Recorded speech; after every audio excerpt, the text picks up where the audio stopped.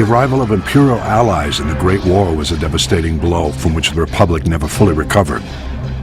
This was the second step in the Sith Emperor's master plan. Recent Republic strategic information reports proved that the rise of the Mandalorians was orchestrated by Imperial intelligence. We know extremely little about this shadowy organization, but Imperial intelligence operatives are clearly just as deadly as their Sith superiors.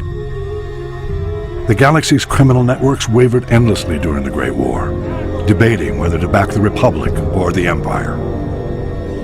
Although the Hutt cartels resented the Sith Emperor for not including them in his pre-war conspiracy, Imperial intelligence somehow blocked the Republic's efforts to win the Hutt's support.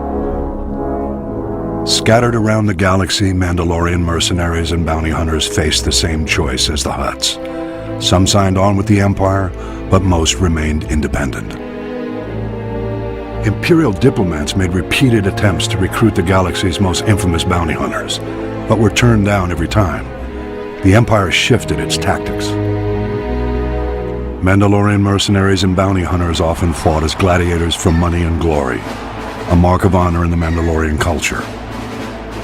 Imperial agents used this to their advantage, infiltrating the most prominent gladiatorial arenas in the galaxy as managers and sponsors, and even in some cases as gladiators themselves.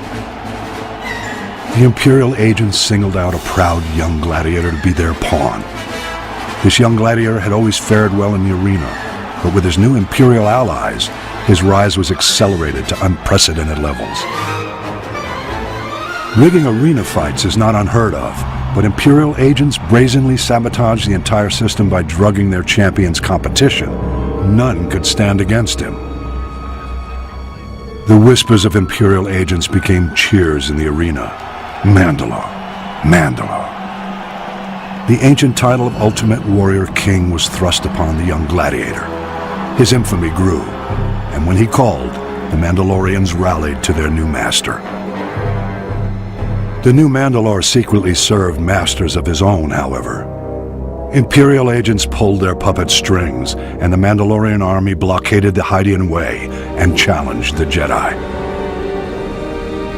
Though the blockade was eventually broken, the stage was set for the sacking of Coruscant and the uneasy truce which now paralyzes the Republic.